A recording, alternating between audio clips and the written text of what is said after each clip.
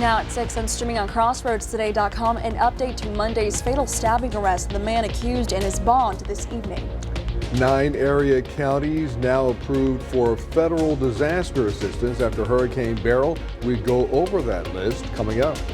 And after weeks of staying at an airport, migrant families are now headed to area shelters. How the migrant surge is impacting Boston. We had some nice afternoon showers this afternoon. They all rolled up and gave us a little bit of rain. Actually, I think we got more rain today than we did to Beryl. Beryl's pretty much in New England right now. We'll talk about what that's going to do and what the tropic looks like for the next couple of weeks coming up in a moment. Plus in sports, the Houston Astros win over the Miami Marlins. That's in sports. Watching 25 News now at 6. This is breaking news from 25 News Now. We begin with breaking news this evening. A male reported after a two-vehicle crash between a Jeep and a motorcycle. This taking place right before that Bloomington exit just northbound of the loop. We are waiting for updates and the scene is currently active. Of course, come to our website, CrossroadsToday.com, as we learn more details. Now an update to a story on the 20-year-old man accused of killing his mother. 45-year-old Virginia Ann Martinez was found in the 600 block of East Water Street around 9:30 last night. Trevon Anthony Martinez is charged with murder. Police say the mother and son were in a Ford Expedition when it crashed into a fence. The mother was the driver and the son, also the suspect, was the passenger. He took off running but did not get too far. Early reports indicate the woman was stabbed. Victoria police arrested and charged 20-year-old Trevon Martinez with murder. Victoria County released the mugshot of Trevon Martinez today. The 20-year-old remains at the Victoria County Jail in lieu of $500,000 bond. Victoria County records show Martinez pled guilty to assault last November and was on probation. Victoria police arrested 5 people Tuesday that are connected with the same crime. All 5 are charged with engaging in organized criminal activity. 29-year-old Darian Luna, 22-year-old Devin Padirna, 21-year-old Deanne Padirna, 26-year-old Christine Sanchez, and 20-year-old Christina Solis face charges including deadly conduct, discharge of a firearm, unlawful possession of a firearm, and manufacture and delivery of a controlled substance. They are in the Victoria County Jail in lieu of a total of $740,000 bond. The 4 former Industrial ISD baseball players pled guilty Tuesday to a Class A misdemeanor assault charge. The 4 men are on deferred adjudication. They'll have to pay a $1,000 fine and complete 50 hours of community service. They cannot contact the victim or the victim's family. The 4 men were accused in April of 2023 of assaulting a baseball teammate on an Industrial ISD school bus. If the men complete the probation requirements successfully, the county will remove the conviction from their record. So here is your viewer poll this evening. The question is, do you think the 4 baseball players received an appropriate punishment? Yes or no? According to our results, it looks like 88% voted no and the remaining 12% stand at yes. We want to hear from you. Come to crossroadstoday.com/vote to take part, and we'll show you what you and your neighbors are saying on 25 News Now at 10.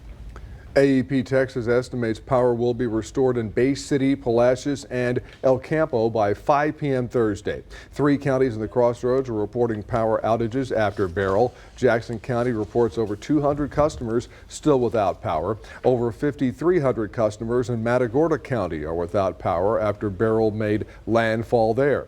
Wharton County still has over 1,400 customers without power. 9 area county areas have been approved for federal disaster assistance after Hurricane Beryl. Calhoun, DeWitt, Goliad, Jackson, Lavaca, Matagorda, Refugio, Victoria, and Wharton counties will get federal assistance for debris removal and emergency work. Federal funding is also available on a cost-sharing basis for hazard mitigation measures statewide. The American Red Cross has opened an emergency shelter in the Crossroads to help those affected by Hurricane Beryl.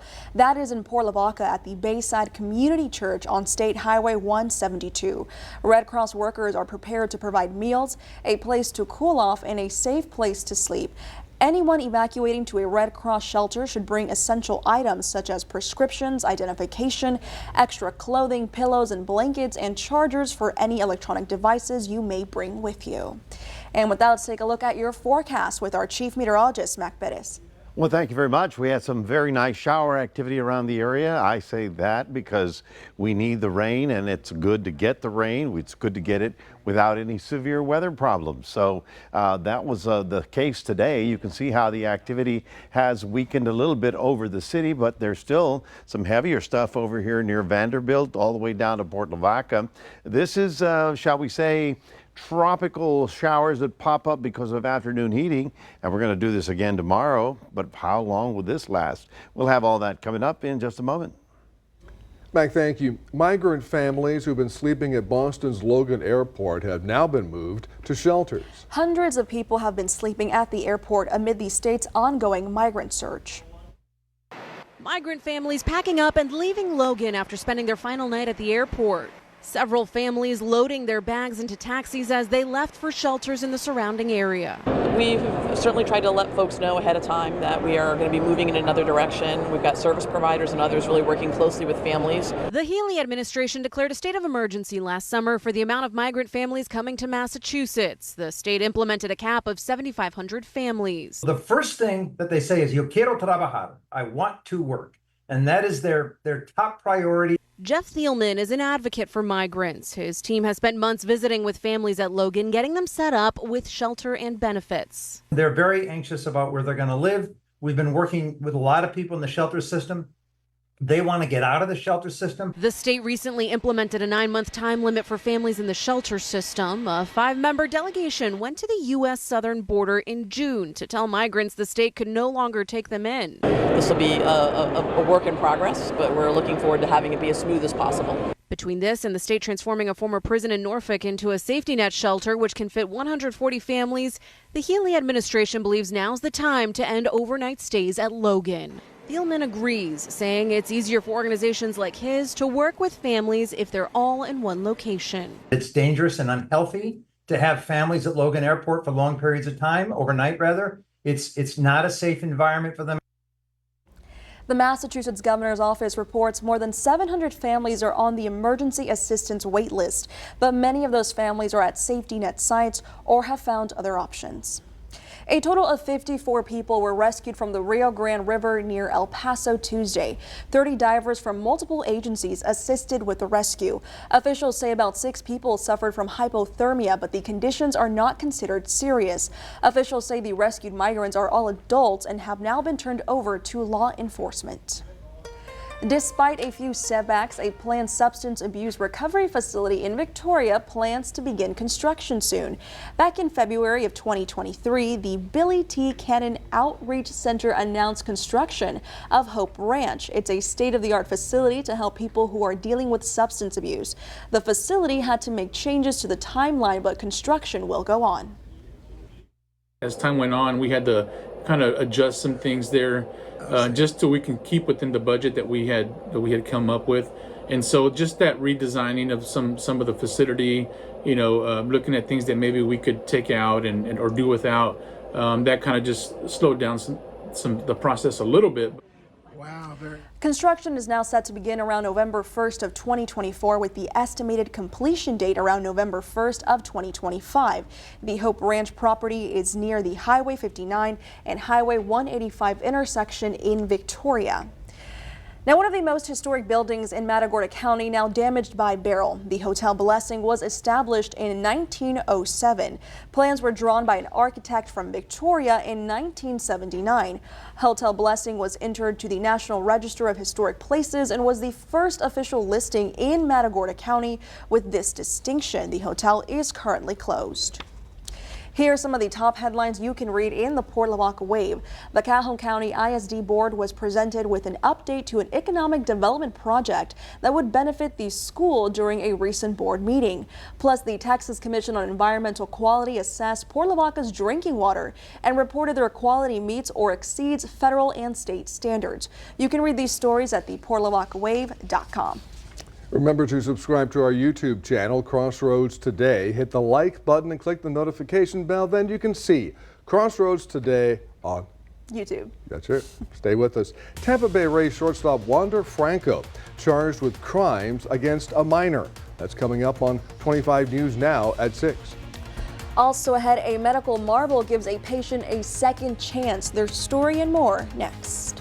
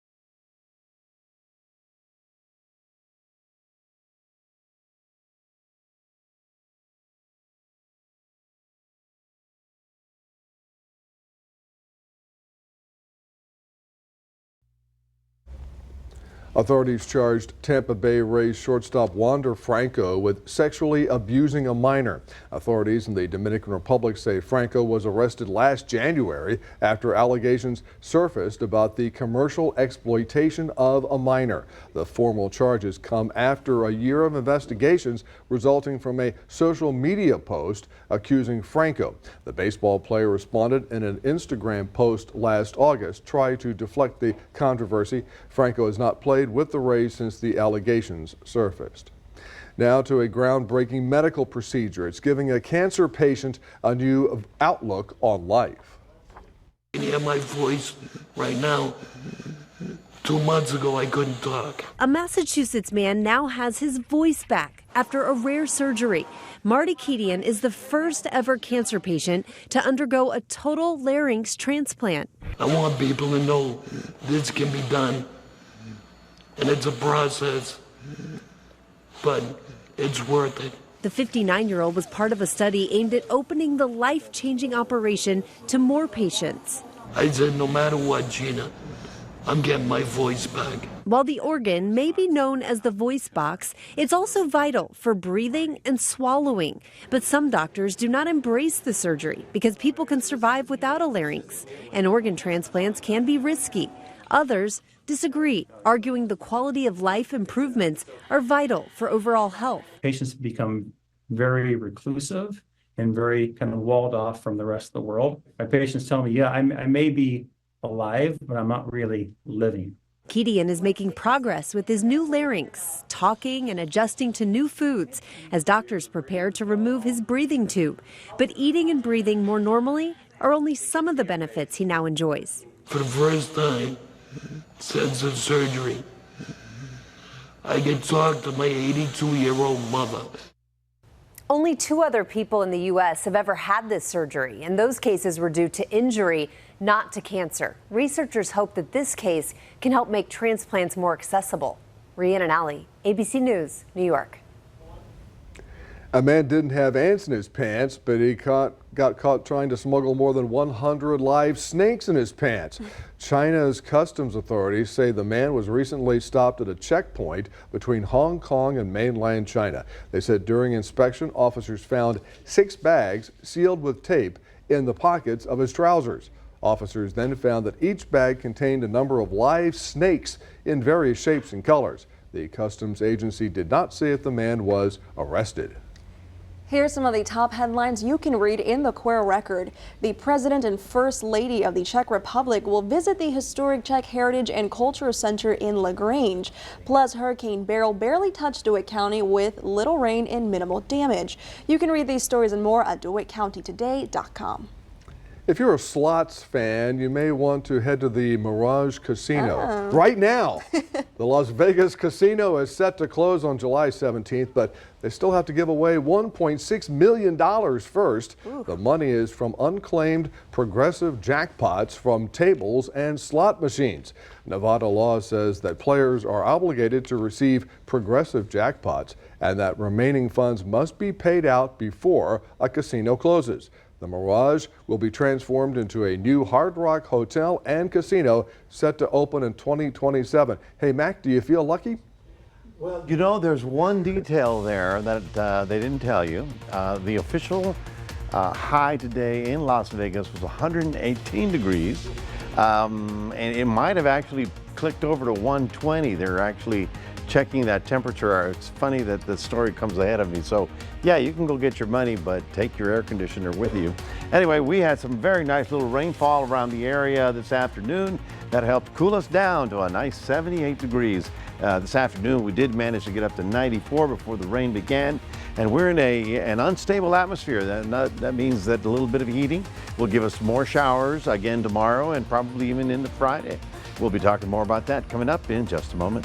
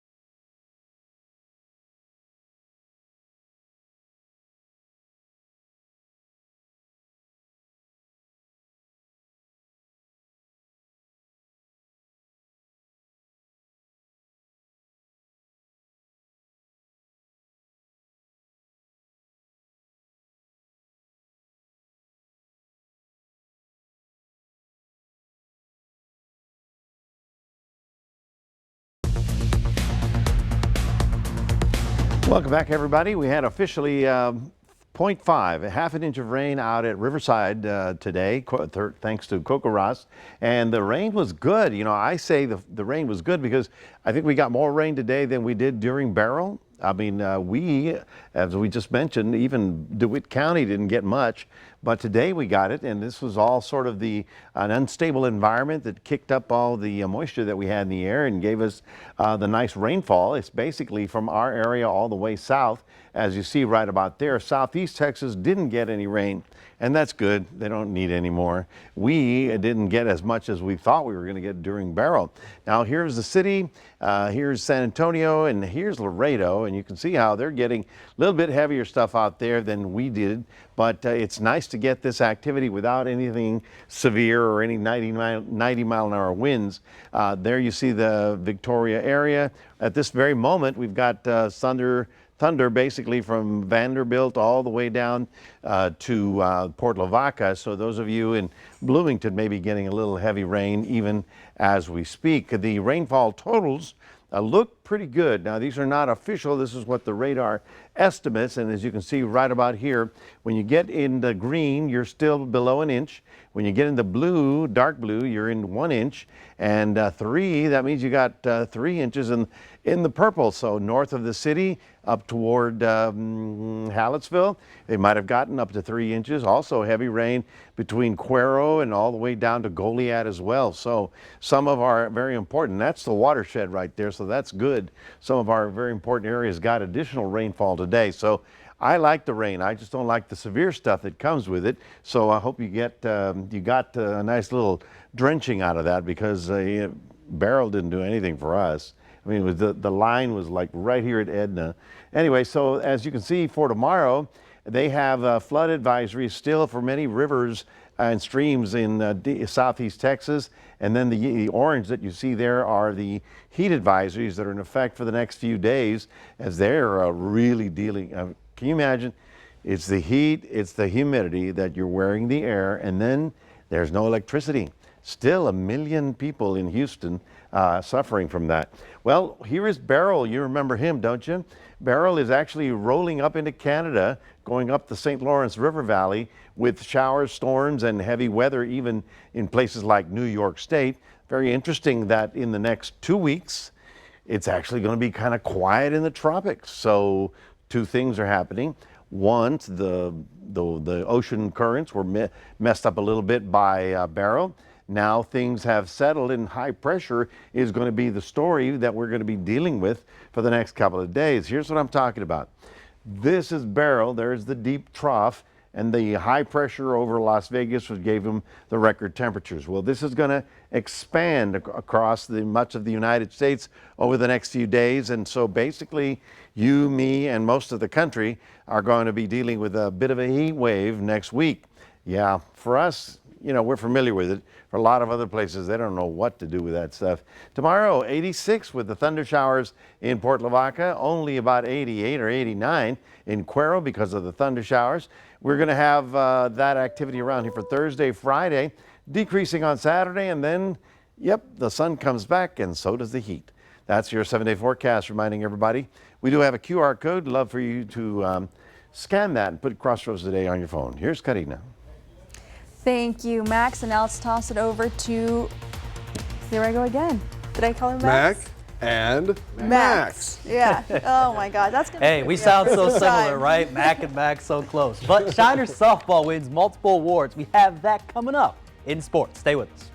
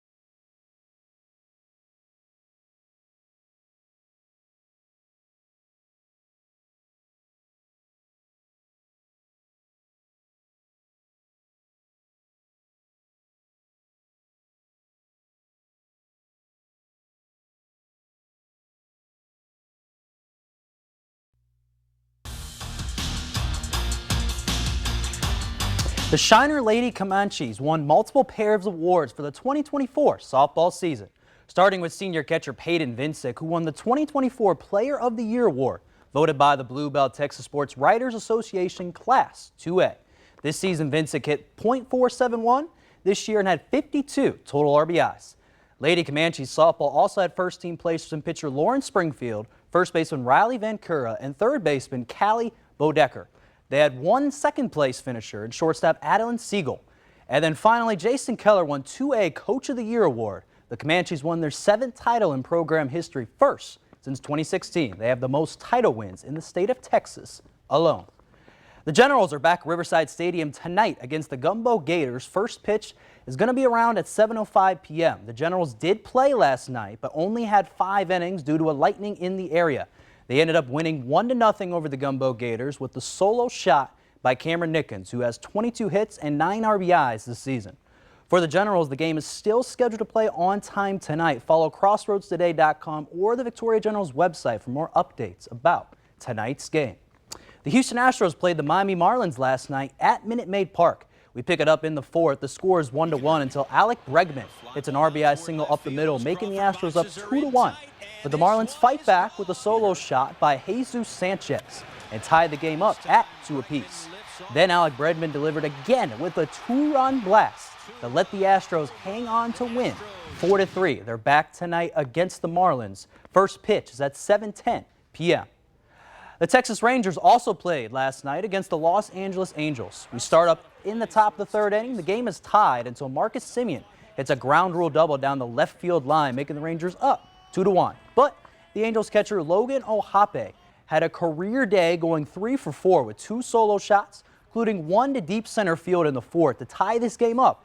And then the 2023 ALCS MVP Adolis Garcia would come up clutch, the solo shot in the 8th to secure the victory for the Rangers, winning 5-4.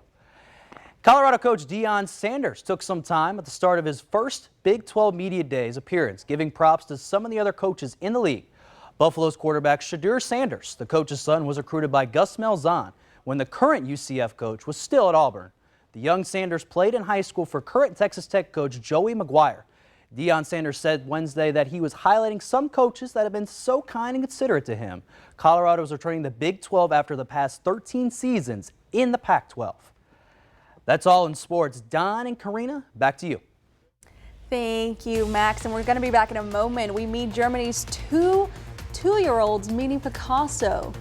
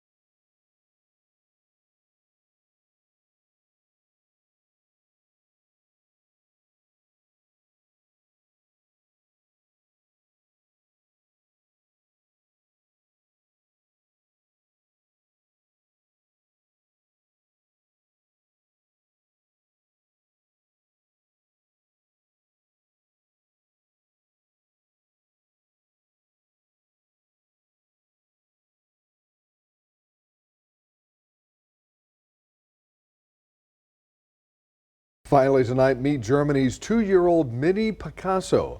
Lawrence Schwartz might still be in nappies, but he's already making a name for himself in the art world, selling his paintings on the international market for a whopping $7,500 plus.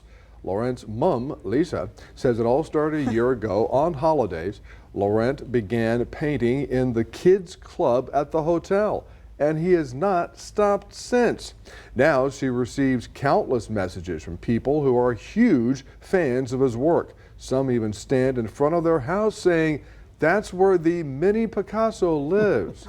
Oh, give him a break. Don't compare him to Picasso. Now he's 2 years old. Like I said, he's still in his nappies. And he's still painting. He has a bright future ahead of him, that's for sure. I couldn't do that well if I painted by numbers. I mean, that's... I tell you, and they're selling. Yeah. They're getting the numbers that they want, and so it's amazing. What do they say? Beauty is in the art of the beholder. Well, anyway, folks, we had some nice rain this afternoon. We're going to get some more tomorrow afternoon and maybe even Friday. And then we sort of shut that down as we get back into the hot and steamy weather. Next week, we're probably looking at upper 90s for us and probably hundreds in many of the western areas. So enjoy the cloud cover and the afternoon showers for the next 2 days. All right, thank you, Mac, and thanks for joining us. And we hope to see you back here tonight for 25 News Now at 10.